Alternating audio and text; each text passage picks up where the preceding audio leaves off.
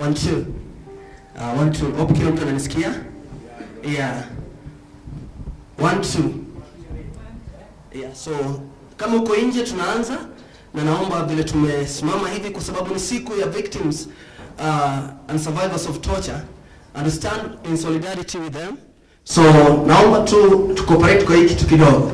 So tunaimba nyimbo, a rendition of a song ambao najua kila mtu maybe ameimba in one way or another. So tunaimba torture ikikuja sote tuko tayari, torture ikikuja na sote tuko tayari. Is that all we can do? Yes. Then after doing that, kuna pale tunasema no no no to torture, no no no to torture, no no no to torture. We stand against torture in Kenya. That's all, it's okay? Let us try it. Torture ikikuja sote tuko tayari, torture ikikuja na sote tuko tayari. Kanyaga kanyaga kanyaga kanyaga torture, kanyaga kanyaga kanyaga kono tu kanyaga na sote tuko tayari. Kanyaga kanyaga kanyaga kanyaga kanyaga kanyaga kanyaga na sote tuko tayari. No no no no no no. Sisi sauti. No no no to torture. No no no to torture. We stand against torture in Kenya. No no no no no to torture. No no no to torture. No no no to torture. We stand against torture in Kenya. Comrade power, power. Comrade power, power. More power to victims, more power. More power. More power to survivors, more power. More power. More power to women, more power. More power. Viva comrade, viva! Viva! Asanteni. Thank you so much Mugacho, tumpigie makofi. Asante sana Mugacho, thank you very much. We are beginning our session this morning. We thank you once again for honoring our invitation. However, to really acknowledge and to mention about the importance of this day and what it means to the victims of torture, as well as the impact of the work that we do all round, protections, reparations, all that, is our Executive Director from IMU, Independent Medical Legal Unit. He will come to speak about that and also welcome you, as well as make our opening remarks so that we can begin the sessions this morning. Karibu sana Mr. Kiama, tumpigie makofi.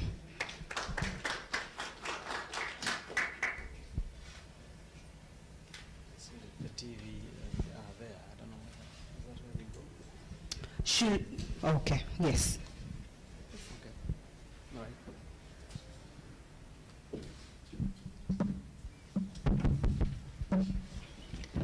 Good morning, everyone. Habari ya asubuhi. I don't know whether I'm supposed to use this or not.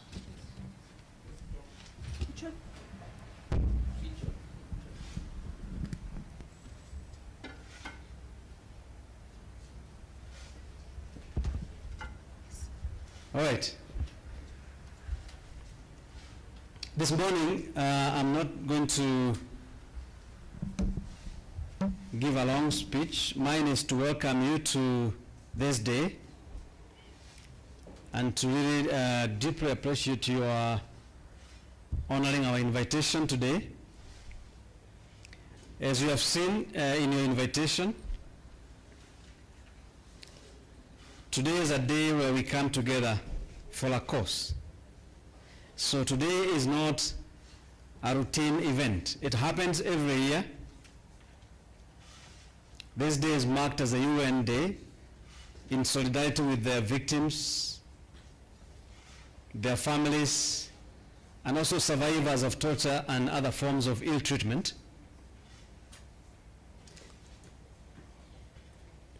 But it's not that we come to this room because it's a routine to come to this room. No.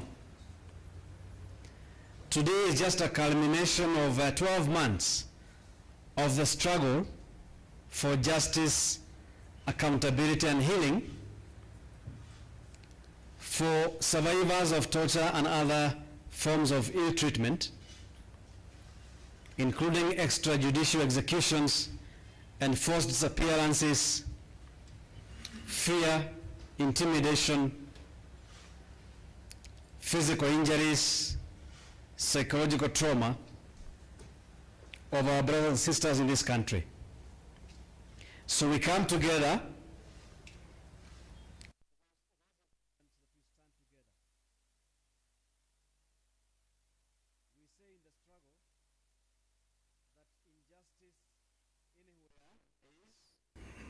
injustice. Am I speaking to comrades in the struggle? In the struggle we say that injustice anywhere is injustice everywhere.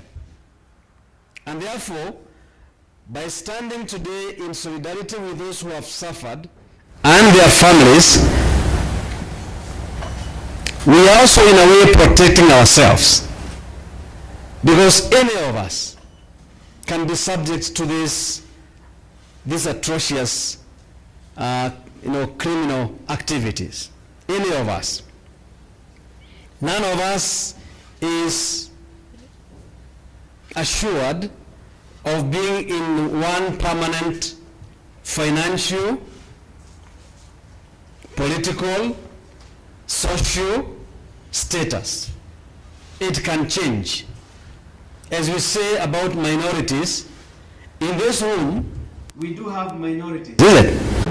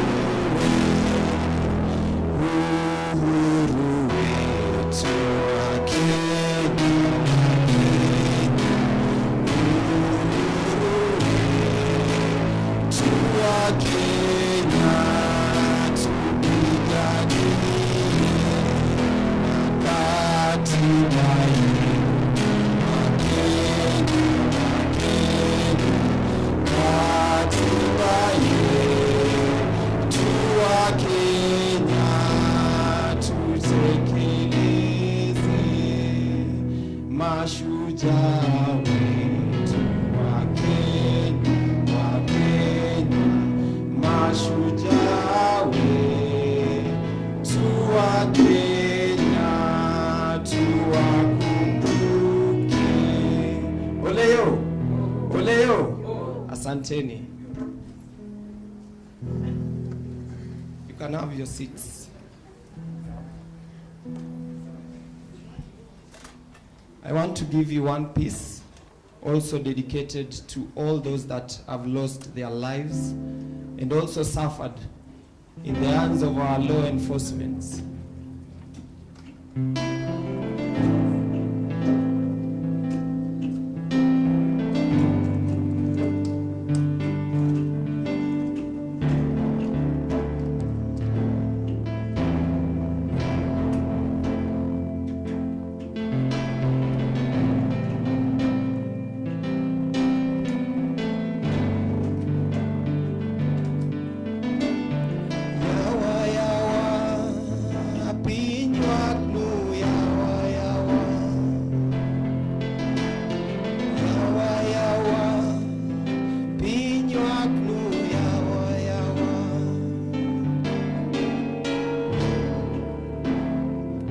Wanasema lo.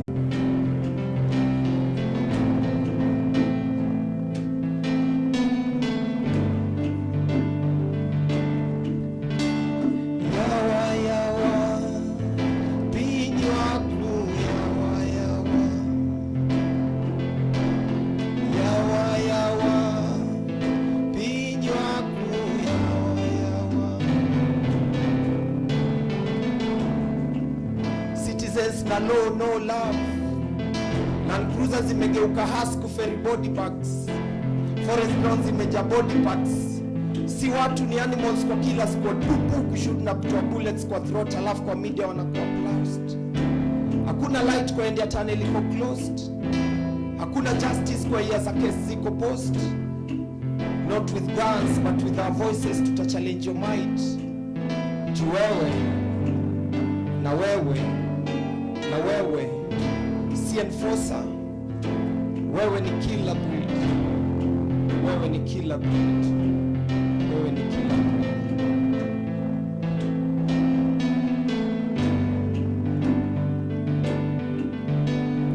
Yawa yawa pinywa ku yawa yawa yawa yawa pinywa ku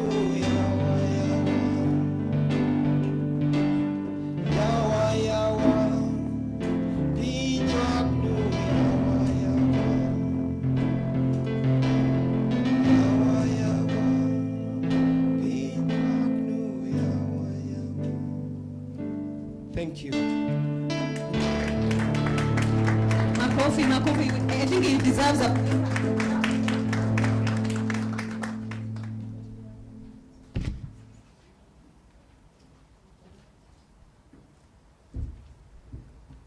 I think he deserves a better hand clap, tafadhali. Tumpige makofi. Asante sana. Javan, the poet, I know we'll want you to play something soothing, especially after the candlelit vigil. So tuka hapo tu yawa yawa, tutakuhitaji. Okay, so right at this moment, allow me to also reintroduce myself. My name is Vivian Mwende. I work at IMLU as the lead treaty and criminal justice reform person. I'm happy that you accepted our invitation. We are glad to have you. We are glad to host you. Our colleagues from IMLU, tusimame tu to wave, tuwakaribishe vizuri. Kama wewe ni wa IMLU, simama tu wave. Wave, yes, thank you so much, our colleagues, with the leading person being the executive director, Santeni Sana. Thank you very much. This is the team behind this event today, and as we proceed on, so long as you've seen somebody from that organization, please feel free to have a conversation as to what we are doing and how important this day is. We know that you want to talk about the importance of this day in one day, but it is impossible. So therefore, there are other side chats that we can have during lunchtime to be able to understand the work that IMLU does, as well as other events that we hold in commemoration, and also as a build-up activity to this day. Asanteni sana, also our chief guests ambao wanaingia, the victims and the survivors of torture. We acknowledge you, we appreciate you, we understand you, and we are really grateful that you accepted our invitation and you are here before us. Asanteni sana. I also want to acknowledge the Victims Protection Board CEO. Asante sana, Madam Kokufika, we acknowledge you. Asante sana pia the ODPP, we acknowledge you, and also our guest speaker, Honorable Lawrence Mut. Asante sana. So I'll take you through the program, ladies and gentlemen, so that we can see how we will flow before we begin the first conversation. So kindly just grab your copy of the program. I take you through what is there, what you need to expect, and the timings around it, so that we can keep waiting and also enthusiastic about the day. I trust that we have grabbed our cup of tea before coming in here, so that we are geared up towards the conversation, the candlelit, as well as the conversation we'll have also from a guest speaker, and then later we shall have lunch. So the next session is the panel discussion that is going to be led by Isabella Obara, the litigation tech lead at IMBLU. And in that discussion, we'll have the understanding the impact of torture. So that will be the conversations that will be held with every person who is named in the program, will be geared towards understanding the impact of torture. I will mention them later a bit so that they can start coming up on stage. So as I go through, I am kindly requesting the chief guests wale wanaingia, karibuni sana. Please grab the seats in front of you. Usiende nyuma, kuja tu mbele, wewe ndio chief guest. There's one of the chief guests, one of the victims, nimemwambia kae mbele akasema mimi, yes wewe, you are the person we are talking about. So kaa mbele, feel comfortable, grab the water and also enjoy. So after that, we shall have the remarks and welcoming by the guest speaker, Regina Opondo, who is also a board member, and later on invite the guest speaker, Honorable Lawrence Mute. Then afterwards, we shall have the candlelit vigil. Mute. Honorable, I can see you laughing. Lawrence Mute. I've heard so much about Mute this morning. I've heard him being called Mute severally. So, Commissioner Mute, asante sana. Thank you very much. Then the candlelit vigil by Isabella Obara, who will also mention some of the names that are very key as we celebrate that, and as even as we have a moment to celebrate, and especially those who have gone before us around this issue that we are tackling today. After that, we shall break for lunch, and then we shall come back with a panel discussion in the afternoon, focusing on the challenges of protection, prosecution, and reparations of torture victims. As you can see, we shall have the Witness Protection Agency, we shall have the ODPP, we shall have the Kenya National Commission of Human Rights, asanteni sana, nimeona wamefika, and we shall also have the Social Justice Center's convener, Happy Olal. Then after that, we shall have the plenary and then the vote of thanks with the head of programs of IMLO. Right at this moment, I want to call upon the following people to come and pick up the first stage panel discussion. Survivor Rosemary Nyaga, karibu sana, the stage is yours. Isabella can be leading the team because she's the moderator of that moment. Psychologist William Omondi, karibu sana. Please feel comfortable, karibu sana.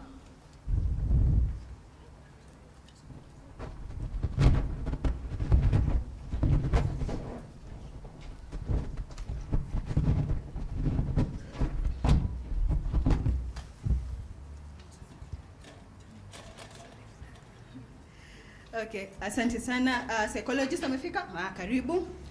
Survivor James Mwaura Jr. Senior. Okay, senior. Yes, senior. Karibu sana, senior. Take your time. The coordinator of the National Victims and Survivors Network Kenya, Washira. Mr. Washira, karibu sana.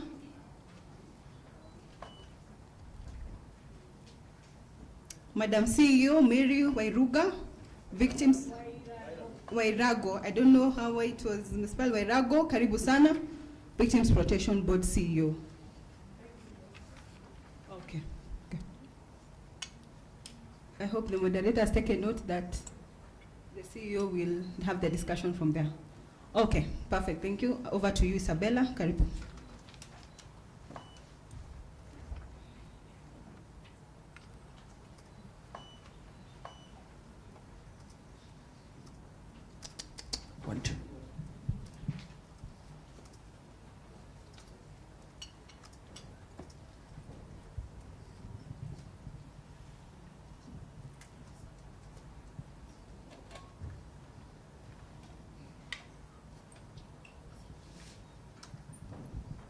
Good morning, everyone.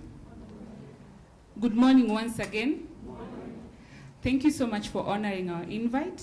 Today we join hands to commemorate the International Day in support of victims of torture. And we would want to make this as technical as we could, but we won't. today we want to hear what exactly torture is from a survivor's perspective. This is not going to be an academic exercise. It's going to be a storytelling, just so all of us can appreciate what exactly is torture. Over the years that IMLU has been in existence, we have seen a pattern where every other torture survivor or victim has been forced to split their lives into two, which is very unfair.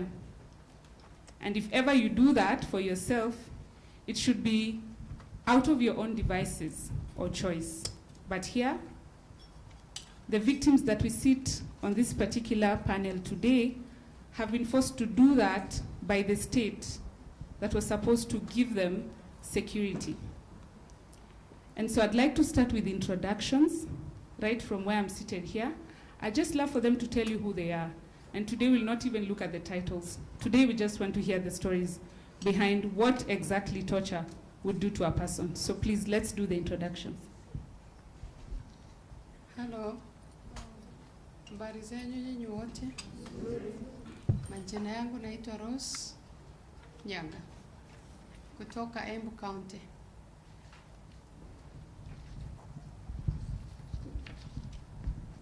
Habari ya asubuhi. Jina langu naitwa Washira Waheire. Mimi ni survivor wa torture. Mjambo. Kwa majina naitwa William Omondi, ninafanya na IMLU kama mshauri wa kisaikolojia. Hello, habari zenu? Jina langu ni James Mwaura Wawero kutoka Machakos County in Joska. Asanteni sana. So we'll mix, obviously, English and Kiswahili, and I'm hoping that all of us here would understand. If you need any form of translation, we'd be happy to do that. Just raise your hand and one of our media and communications lead will support you. So to start us off, Rosemary, could you please tell us exactly what happened to you and why you're seated with us here today? And be as open as you can. We just want to understand what is the impact of torture and what does it look like, because it manifests in very different forms. Haya.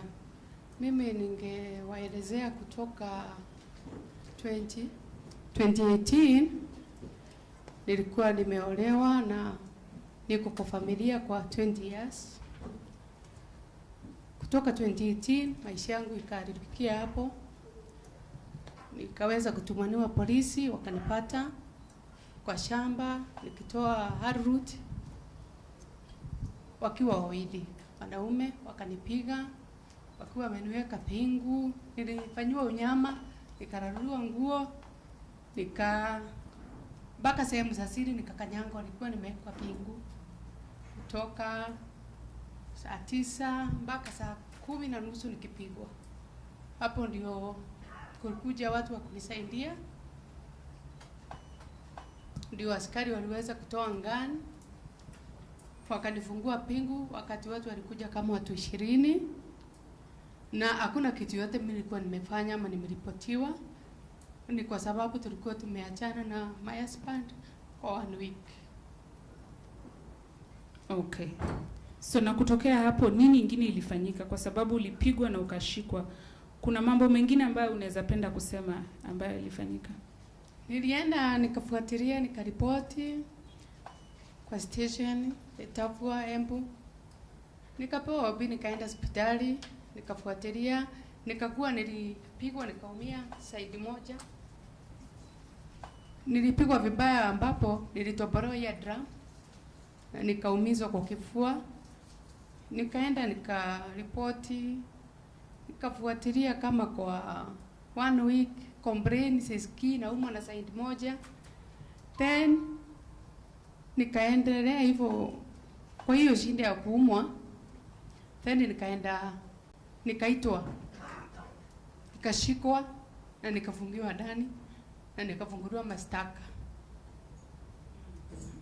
After hapo nikaenda, ni mwenye alinisaidia anaitwa sitamsema, akaniambia kuna shirika inasaidianga watu wenda kwa DPP kusaidie uone kesi itakuwaje. Nikashikwa, nikafungiwa kutoka asubuhi mpaka jioni, nimeumizwa, bado ninaumwa. Nikaenda nikafikishwa station. Ule ndipo pia alikuwa akanisaidia siku zitakiwa. Nikatolewa, nikaachiliwa na board free. Nikakaa, nikaanza kuthreateniwa na polisi, OCS. Kama sitatoka Embu ataniua. Nikaweza kutoka Embu mpaka Nairobi. Sawa, asante. We'll pause at that point. And you can tell that there are several layers to this. Outside of being violated, there's more. There's threats, trumped up charges, various numerous arrests. And I'd like to hear from Mr. James Mwaura, because we've heard from Rosemary. Hers was very different, and it also came with several other things that happened to her. Bwana Mwaura, labda utuambie tu kiufupi nini ilikufanyikia na kwa nini tumekaa na wewe hapa siku ya leo? Okay, asante. Okay, naweza kumbuka tarehe 24 mwezi wa 6 2021, wakati wa corona. Nikiwa tu napumzika kwangu nyumbani, kijana mjukuu wangu anaitwa James Mwaura, nikasikia ameshikwa hapo nje na polisi. Mimi nikatoka, it was allowed some minutes to 10. Nikatoka, nikauliza ni nini. Kufungua gate, nikakuta ni polisi. Na ni wale sitasema hapa for security reasons. Kuwauliza ni nini, kijana ako chini, nikupigwa na pigwa. Nikamuuliza kijana yangu amefanya nini? What has happened? Mimi nikiangalia ule ako upande hii, so they were 3. Nisikia tu nimegongo hapa na pistol. Kumuuliza ni nini, nikasikia ya pili. That is the time nikaanguka. Ule mwingine akasema mtaona size, akacock down the big gun. Mimi I had no objection. Mama ako hapa na niko na mjukuu wako hapa, lakini atasimama. Wakaanza kupiga nduru. Okay. Mimi kuamuka, I could still go on. Na nikakaa chini. Nikarudi kwa nyumba, nikapigia OCS. Nikamuuliza, askari wako nje kwangu na wamenipiga na pistol. OCS alinijibu, enda hospitali kama umepigwa. I had no objection. Nikaita vijana wote wametoka nje. Na nikiwa na uchungu mingi.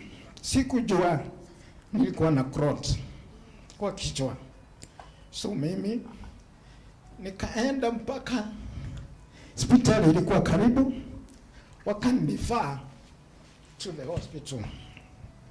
Nikapewa painkillers. Sorry for whatever. It's okay. You can take a moment. It's okay. Mimi wait. Nikarudi tu kwa nyumba. Kijana ule nilikuwa naulizia alipelekwa kwa cell. Anyway, the OCS akanipigia in the morning, akaniambia kuja tuongee.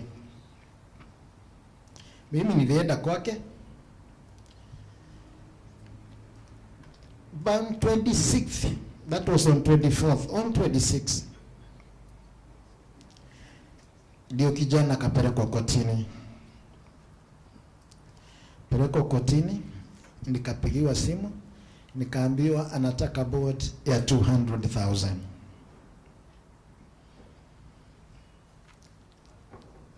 Okay, mimi nikajitayarisha, nikamfuata mpaka Kangundo Road Court. Kwenda pale nikapeleka wrong book ya gari, akaenda ndio awachiliwe. Nikiwa hapo ndio nikakuwa serious, nikapelekwa Kangundo Level 4 Hospital. Nilijijua nikiwa hapo, daktari akasema inipelekwe Machakos Hospital. So from there vijana wangu wakaona hapana, apelekwe turudi na nyumbani ndio tupeleke Kenyatta ama Ruai. Wakakuja wakanipeleka Ruai Referral Hospital. X-ray na nini ndio wakajua kuna clot katika left hand side. Kalazwa huko. Wakati niliona naweza kujisikia, nikasema siwezi kaa kwa hospitali.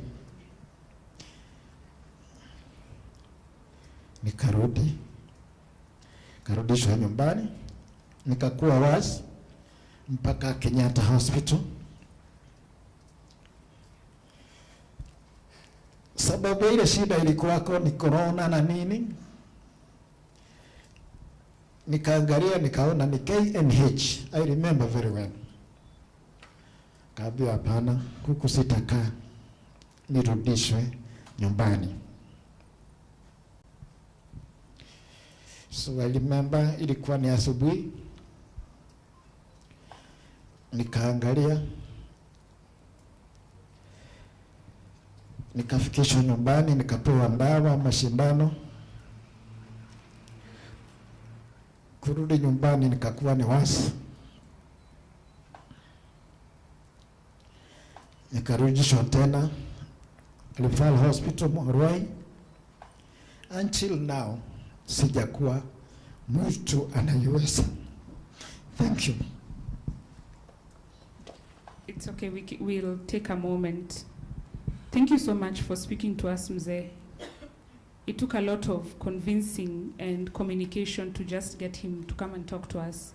And it's actually a pleasure that he's seated with us here today, because he's now not in critical condition but still undergoing medical support with some surgeries coming up in the month of July. I wish this was a different discussion. I wish this was a very different discussion, but thank you, Mzee. And on the panel, we also have Mr. Wachira. Mr. Wachira, could you please tell us, and as you do, I'm hoping that all of us can appreciate the pattern in which torture manifests. It's not just physical and mental, it also extends to your family, and they will tell us what that does in terms of changing or shifting the family dynamic. But for now, let's hear from Mr. Wachira. Please tell us, what was your ordeal like, and maybe where are you right now?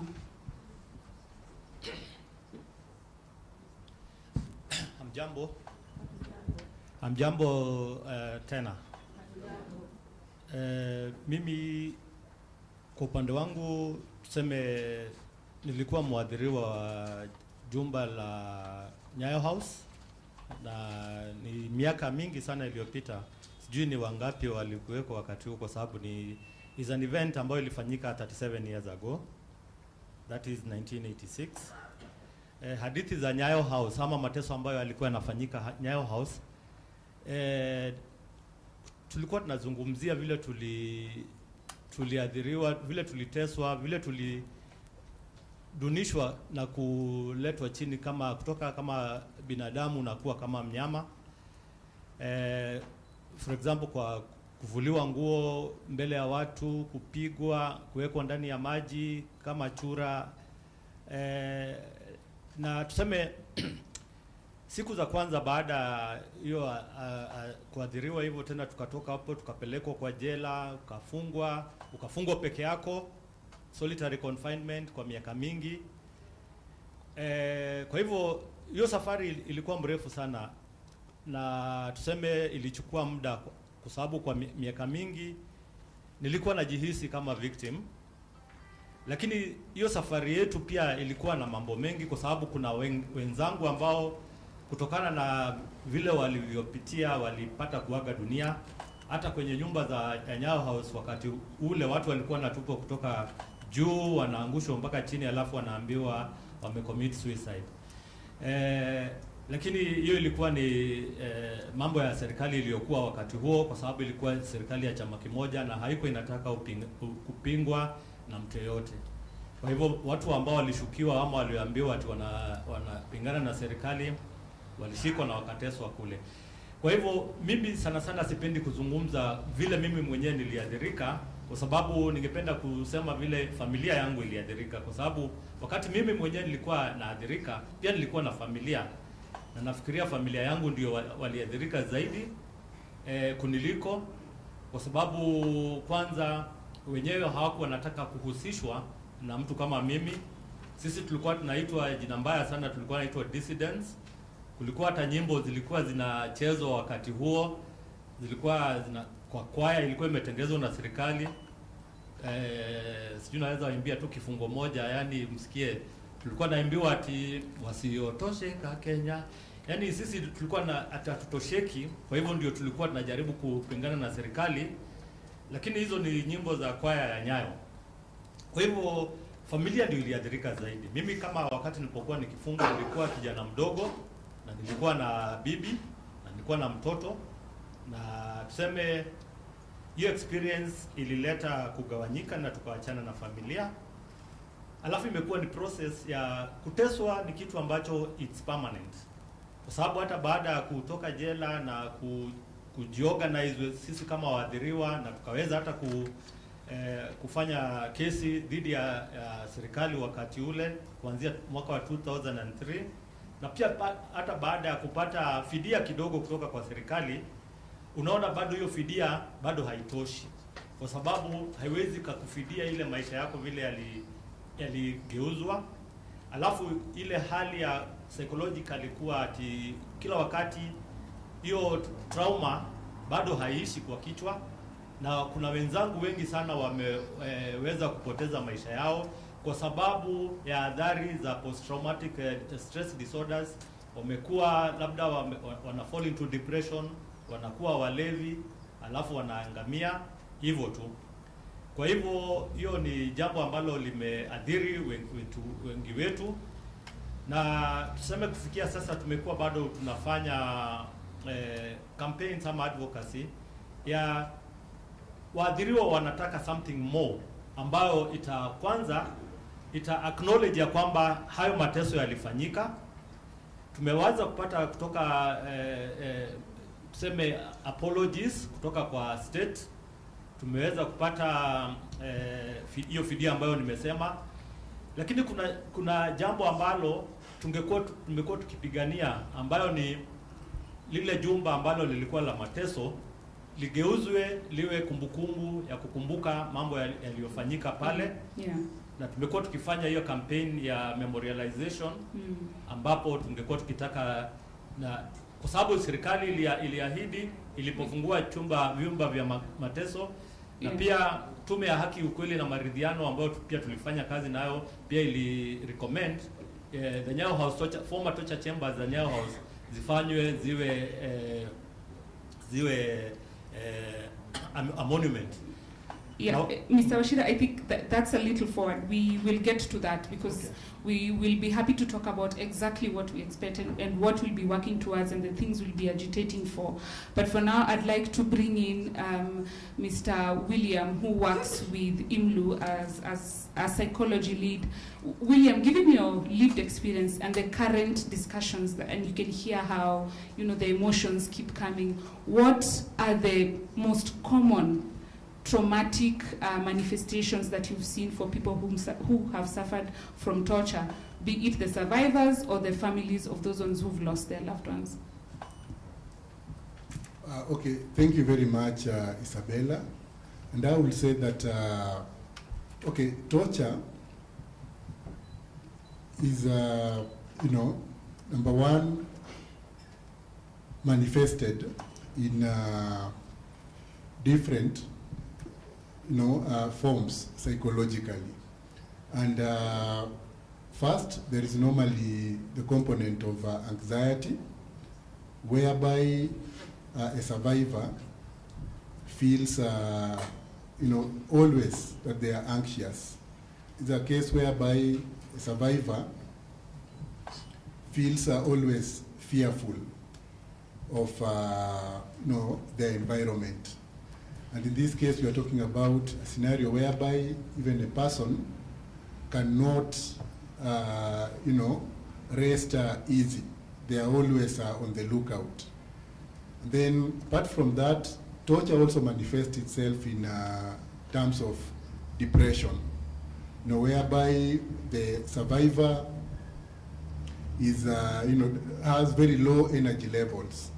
And if it is in terms of work, they are unable to, work like, normally, or like just like they were working before. So if it is in the work environment, the person can be,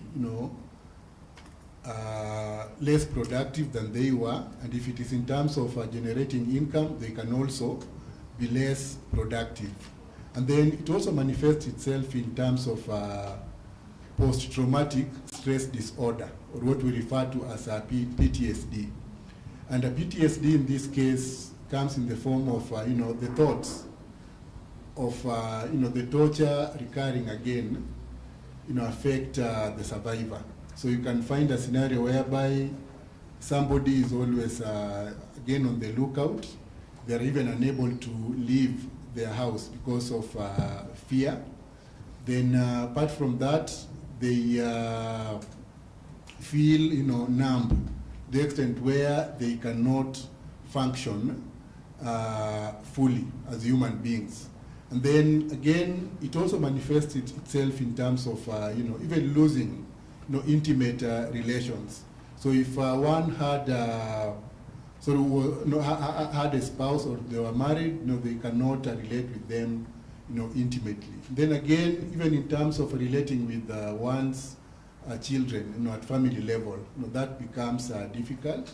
The point where the person is always angry, and at times they can even be confrontational. And then in terms of behavioral functioning, we are talking about a scenario whereby even the person cannot relate very well with members of the society at large. So in a nutshell, that is how torture manifests itself amongst survivors. Thank you. Thank you for sharing that. And for professionals in the room, I think you'd also be happy to hear about vicarious trauma. And this one I'll speak for myself.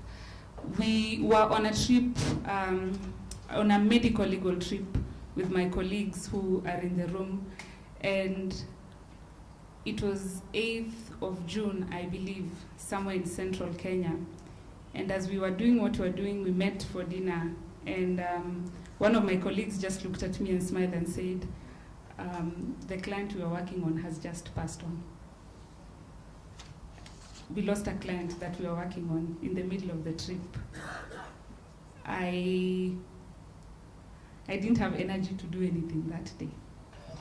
My colleague is nodding, and the next week we were in the office in Karen, and we received a call at 9 in the morning, and we were told, the way they normally call, they say, kuna mtu wenu hapa. And so obviously, as they would, they called our investigation officer, and they said, kuna mtu wenu hapa. That was around 9. And so we started the, the case management process, and at 3:10, we had lost that client.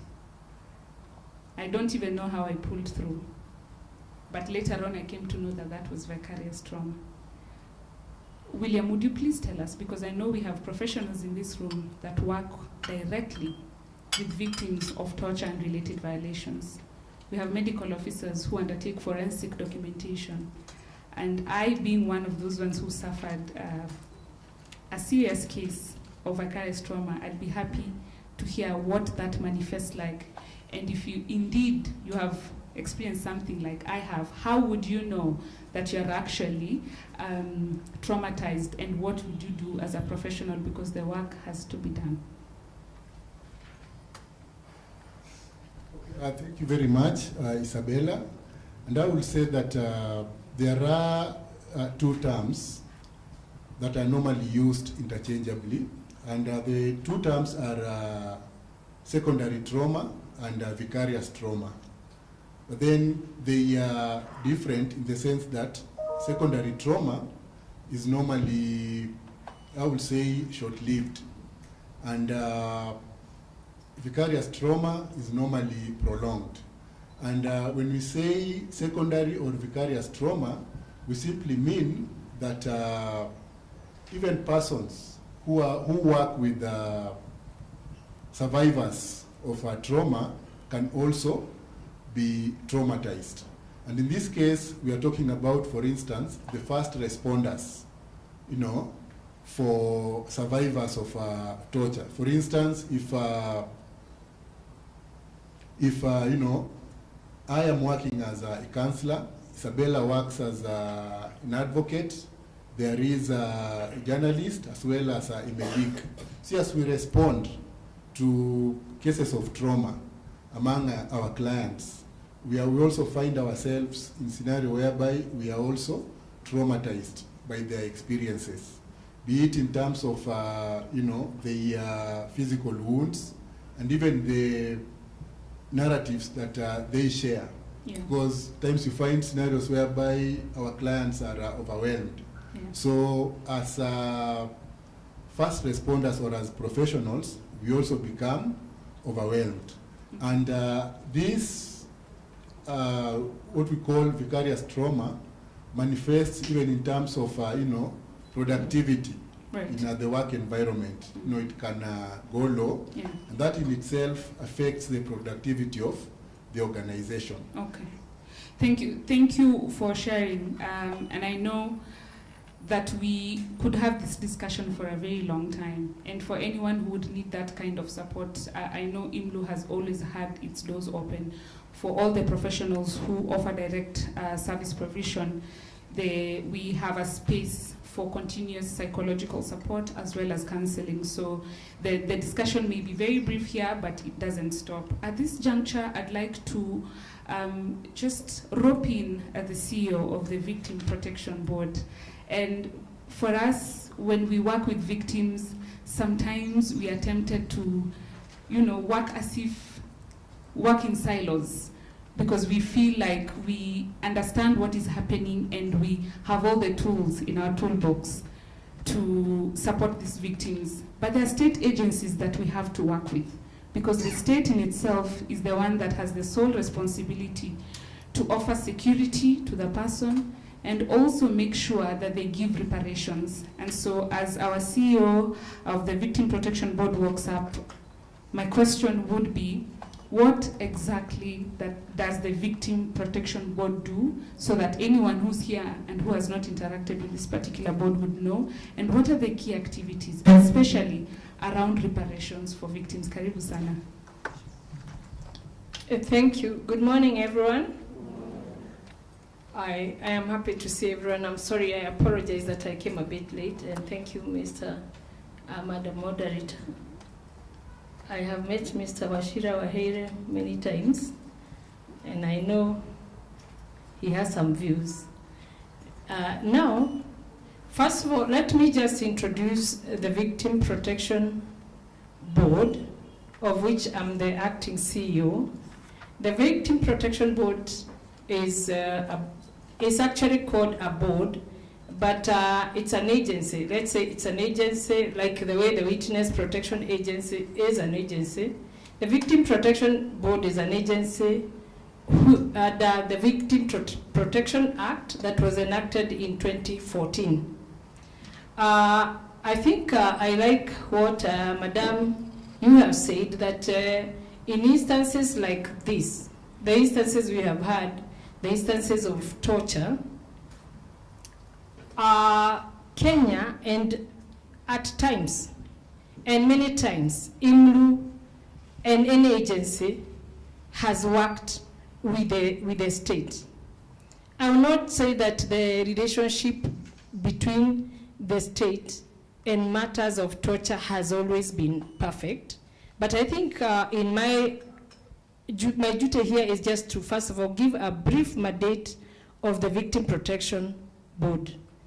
First of all, it is based on that article of the Constitution, the Bill of Rights, the one which says that you cannot delegate some rights, like the right the protection against torture. That is the one that says, despite any other provision in the Constitution, there are some rights and fundamental freedoms that shall not be limited. Freedom from torture and cruel, or inhuman or degrading treatment. They are completely a no-no, and that is appreciated by the state, not just by the state, is a command of the Constitution. The same Constitution under Article 59 is the one that mandated the enactment of the Victim Protection Act. The Article 59 says that Parliament shall enact a law to provide for the protection, rights, and welfare of victims of offenses. The Act of Victim Protection Act was a private member's bill, and you can guide me if I need to, on some specific areas. It's a private members act that was brought to Parliament by Millicent Odhiambo. So it covers all forms of victims of crime. But I want to clarify that the crimes it covers are the crimes that occurred after 2014, number one. And then I want to distinguish two things, that in instances like some of the ones I have had, like my colleague sitting just here next to me, when one goes to court, there are two ways you can approach the state, because the Victim Protection Act is also a state agency. There are two ways you can approach compensation. One, once the gentleman next on my right hand goes to court and, the DPP prosecutes the persons who did this heinous torture to him. Once the persons are convicted, they can go for a civil claim directly against the state and be paid under the state under something we call deposit funds. That is one way. The other way, I am giving that way because I will say that as at the moment, Madam Moderator, the Victim Protection Board has not reached levels of compensation. That I will have to say. And it is a bit sad that I have to admit that in a meeting here, right, where the expectation is high. Yeah. Because I will tell you why. Let me not give the long story of the other things. Yeah. In regard to compensation, currently we are having a task force chaired by the Treasury. Right.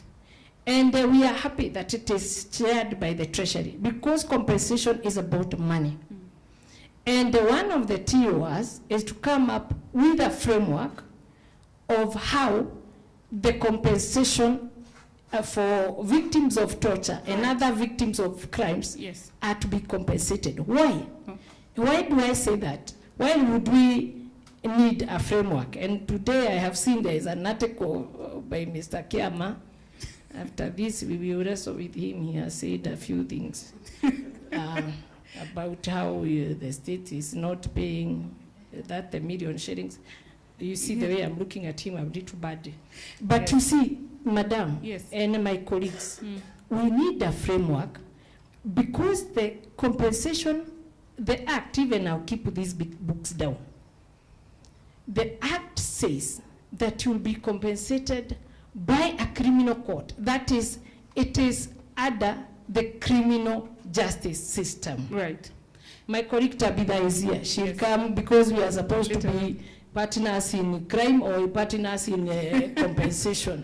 Just to bring it home so that we get it, and it's for the benefit of the panelists as well as so many other survivors in this room. Yes, in an ideal situation, Madam CEO, if the board was operational, how would Mr. Mwaura get compensated for the violation that he suffered? In an ideal situation, what would that look like? Because that's what we're working towards. Mr. Mwaura is Yes. Mr. Mwaura would either be compensated. Let me put him under our docket. Right.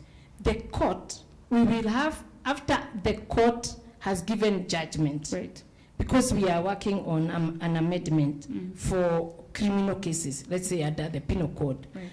After the court has pronounced judgment, then he would be compensated by the court would have to pronounce how much he should be paid. Right. So that we would have also to have a lawyer. Yes. There would have to be a lawyer present for Mr. Mwaura representing him as a victim.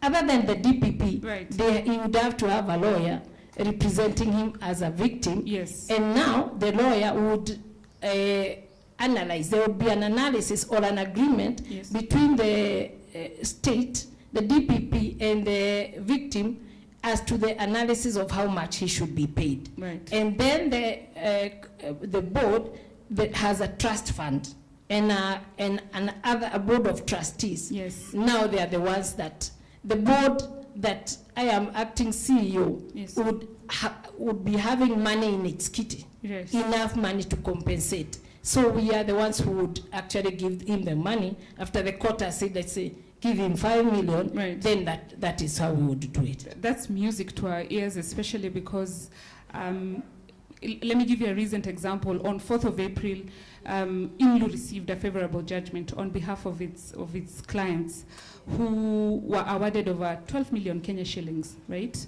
But even as we were discussing with them, it was very apparent that we'd have to wait possibly even more than 5 years. So we believe, and this is our considered assertion, that in the event that you're able to actualize that particular fund, then it would even cut us costs. As IMLU, we go ahead to incur more amounts of money, especially in litigation, to just push for these clients to get the amounts that have been awarded by court. And after all, as we know, courts indicate that if they indeed declare a violation of human rights, it goes without saying that you'd get some form of compensation. What is declaration on paper if you've not been told, Polly?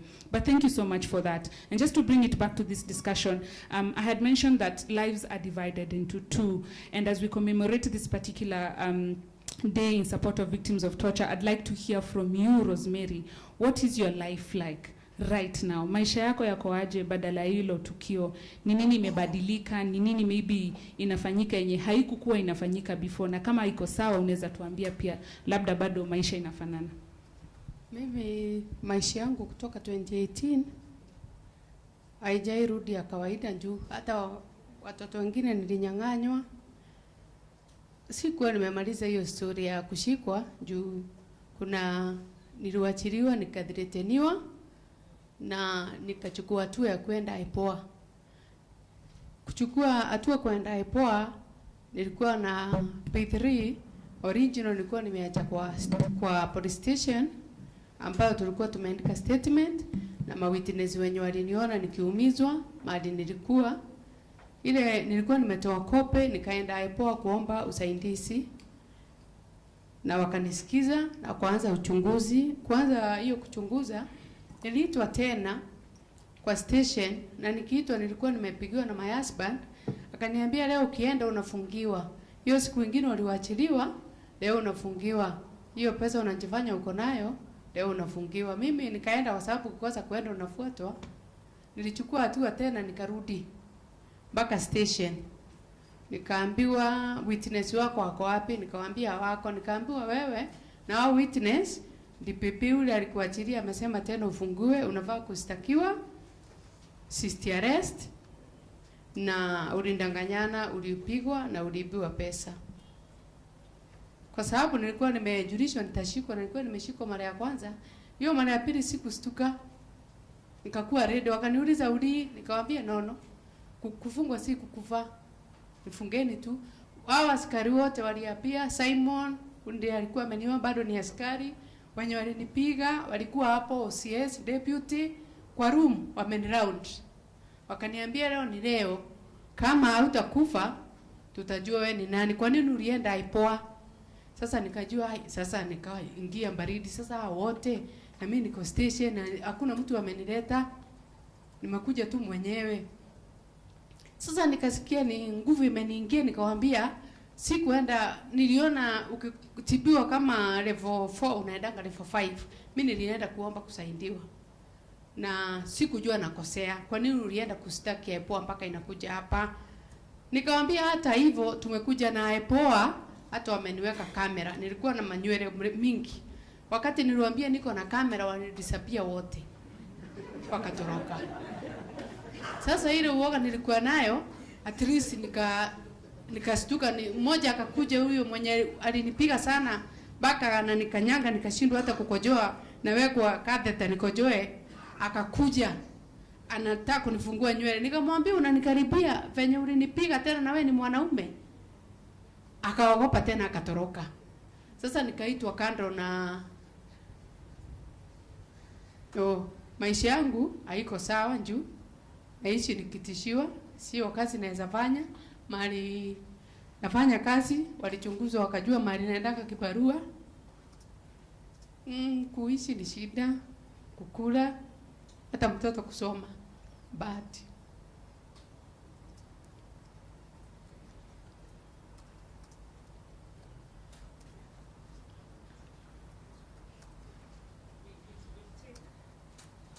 Rosemary will take a break. Niko sawa sasa. Okay. Sasa hiyo mara ya pili nilishikwa na nikafikishwa kotini. Nilala, nikafikishwa kotini kesho yake, ambapo aliitisha 300,000 ndio nitoke kwa station. Familia ikaniambia usijali, wewe fika kotini umalizane na kukujanga polisi kila mwezi. Nikafikishwa kotini, nikasomewa mashtaka. Nikakataa na nikainua mkono, nikaomba koti nisamee. Haikunisikia.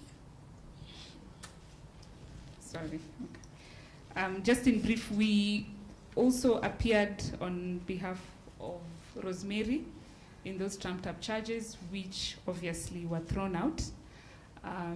And currently we have a matter that is active in court, and the officers are being charged.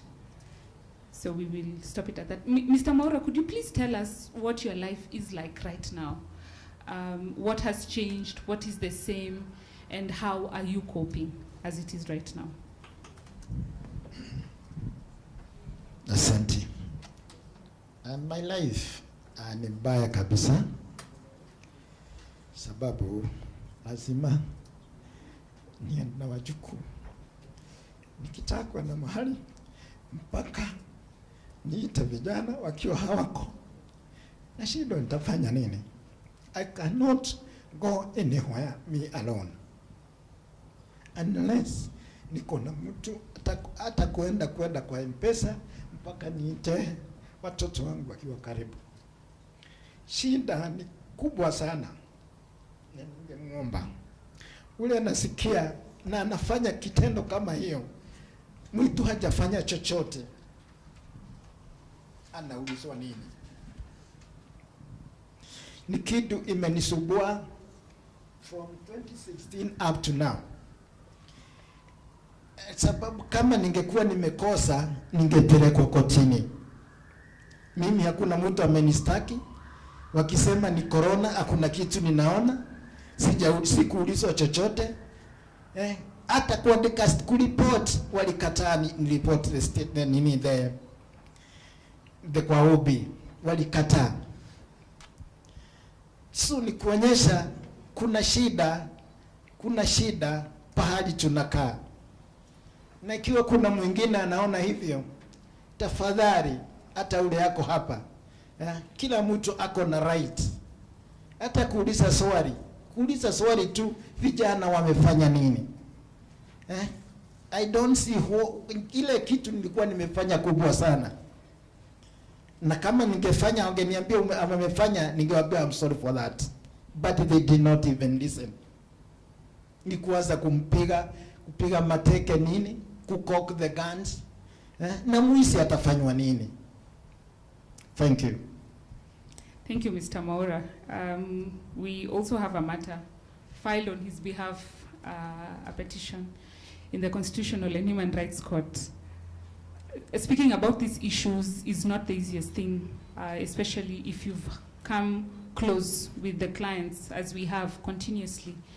And possibly that's why today I may not be the technical legal advisor. I would just be another human rights defender.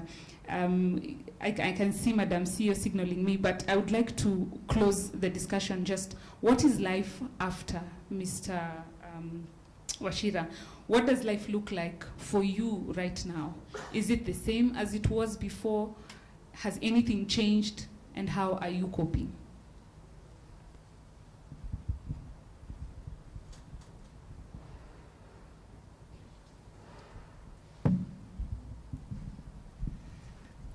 Thank you very much. Mimi kwa upande wangu ningependa kusema ya kwamba tangu mwaka wa 2000 ningependa kushukuru shirika la IMLU kwa sababu niliweza kupata matibabu ya aina fulani ya kisaikolojia. So I went for psychosocial support to IMLU in the year 2000, and I think it had an effect on me in the sense that ilibadilisha maisha yangu, nikaanza kuona a positive future, nikaanza kuacha kujisikilia huruma, na nikaweza sasa kupata kitu inaitwa agency na kuongea. Sasa kitambo ilikuwa singeweza kuzungumza mambo ambayo tulipitia, lakini sasa baada ya kupona nilianza hata kuorganize ourselves, tukafanya research, tukajua sisi watu waliopitia Nyayo House ni kina nani, tukaweza kujiorganize, tukaweka hata makesi kotini, tukapewa ridhaa katika koti, fidia. So I think for me, nilipita hiyo stage ya kujisikia like kujihurumia, na I think I started looking at life in a positive way, and I think up to now the only fear which currently prevails is that singependa kusikia ama kuona watoto wangu na watoto wenu atu wanapitia mambo ambayo tulipitia katika Nyayo House. Kwa hivyo imekuwa ni kama lifelong campaign ya ku make sure that whatever happened at Nyayo House will never ever again happen to our children and future generations. Thank you. We are closing up this discussion, and I'd like for William to tell us at least quick tips for anyone who's undergoing some form of trauma, because it's almost lifelong, as experts say. What are some of the key tips that you'd give a person who's coping, especially those ones who are like our panelists, who may be litigating on their matters for another 3-4 years? How do you cope? How do you deal with your family? How do you show up as the best version of yourself? Especially because on our part, as litigation officers, we have seen the tremendous amount of work that has gone in terms of preparing for court, and we have seen the usefulness of counseling sessions, psychological assessments, and how it brings persons like Rosemary to come to court when they are brave enough, in as much as they still continuously experience trauma.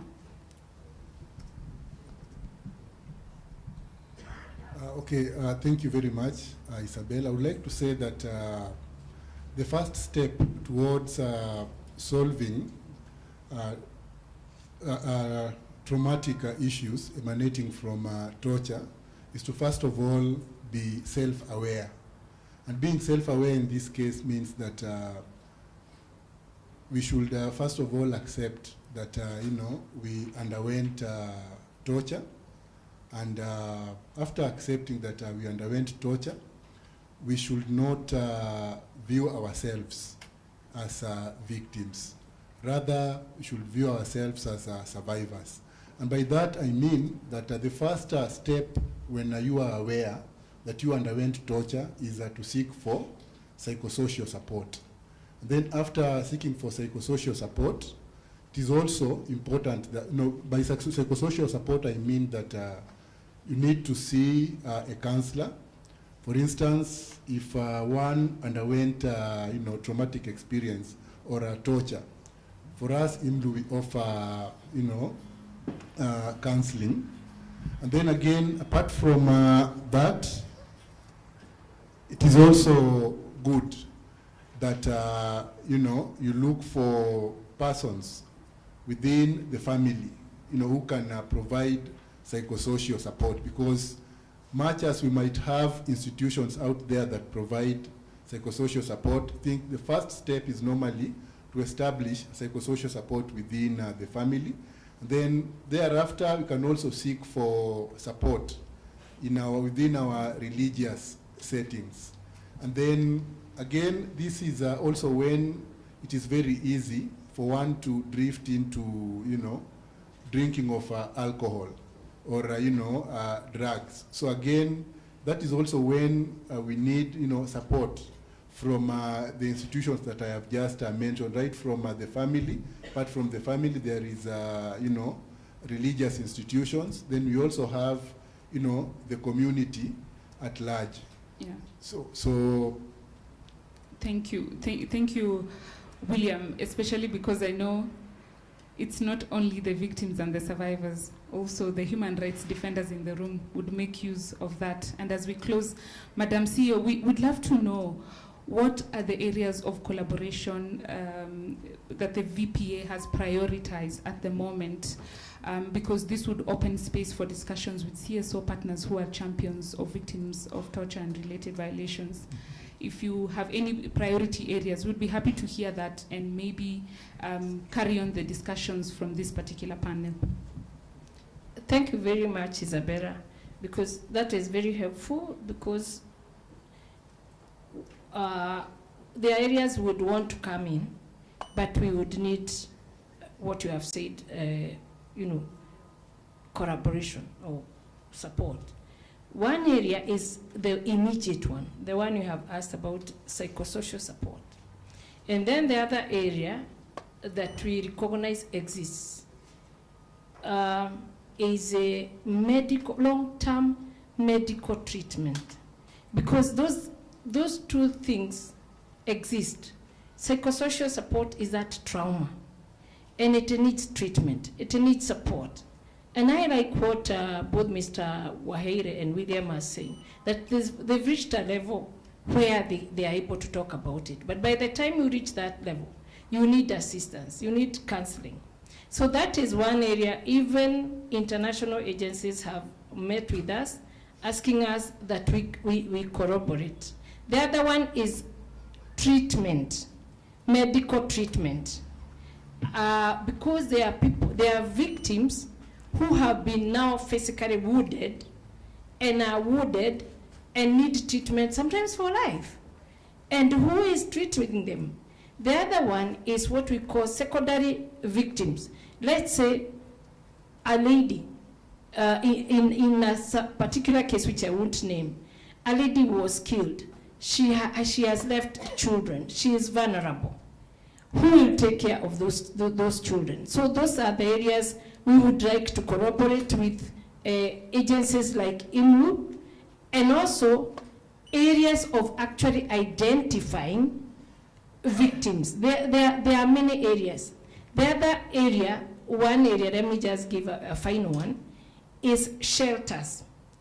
Sometimes, like your colleague, Rosemary, yeah, what she has said, when a victim, let's say a victim of SGBV, or let's say a lady victim, we would want to have shelters where we are called victim protection. The way witness protection will come and say we protect witnesses. We would like to have shelters, nice houses, where we would house someone who is traumatized and has nowhere to go that day. And those shelters, we cannot build them ourselves. We can have the county, whatever. We can have IMLU, we can have IPOA. Right. Those are the areas I would immediately identify. Thank you so much, Madam CEO. Thank you. And because of time, we would like to wrap up at this point. And I want to thank Mr. Wachira, Madam Rosemary, Mr. Maura, and my colleague William. Thank you so much for joining us. You have spoken for the 3,000 plus persons that IMLU is continuously offering direct services for. And you have also represented the 6,000 plus that we have come into contact with. Some have already transitioned in terms of passing on, especially because of the violations they suffered. But I know for a fact that IMLU remains a bona fide champion of human rights, especially against torture and related violations. I would also urge everyone in this particular room to continuously work towards monitoring and reporting, because if we report, then it's captured and we'll have people who will support. Thank you so, so much. And I know that we will keep this discussion going, and that the ones who are supposed to be hearing us will hear us either today or in the coming future. Thank you so much.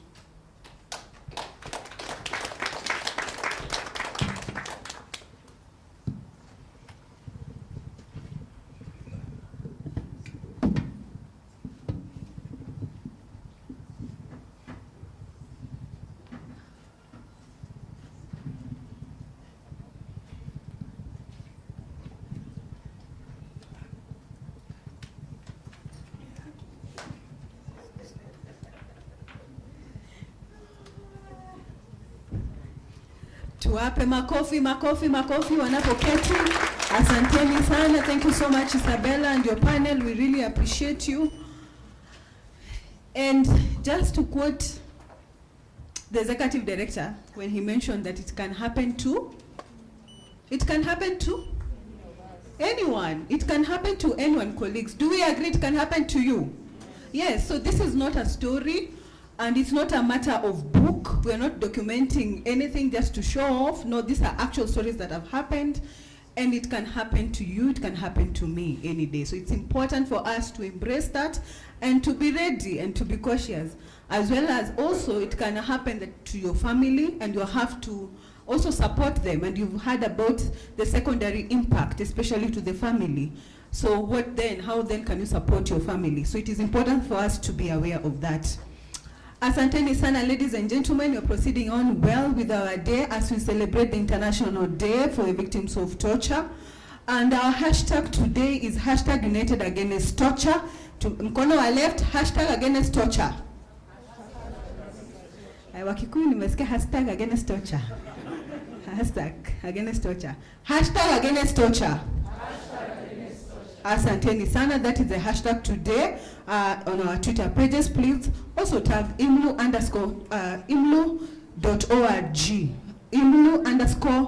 IMLU_ORG. Kindly on Twitter, hashtag United Against Torture. Before we proceed, I want to acknowledge the following people who have come in as we proceeded on with the panel. I want to acknowledge Dr. Brenda, the CEO, Kenya Medical Association. Kindly simama, tukuone, utuwevie. Madam, sijui umekaa wapi? Asante sana, tumpigie makofi. She is the CEO, Kenya Medical Association. Asante sana, daktari. We have Elkanah, who is also the chair of Morticians and Allied Professional Associations of Kenya. Elkanah, uko wapi? Asante sana. Let's clap for him. Tunashukuru. Asante kwa kukuja. We have the Witness Protection Agency. I know you've preceded your CEO, Simameni. I'm seeing there are around two representatives. WPA, mko wapi? Simameni. Asante sana. We acknowledge you, Dennis, and your colleague. Asanteni sana. We also have the Office of the Ombudsman with us. Office of the Ombudsman, sijui wako wapi? Thank you so much, madam. Asanteni sana. We acknowledge you. If we have not acknowledged you, we understand it is important in our African culture to acknowledge you, but kindly tuone tukando niambie mimi hujanitaja. We will acknowledge you. Now all this, the Citizen TV, the KTNs will take hold of you and be like, huyu mzee alifika. So we will acknowledge you. Asanteni sana. So as we proceed on, and right at this moment, I want to acknowledge the board member of IMLU, Regina Opondo, who will come make her remarks, as well as introduce and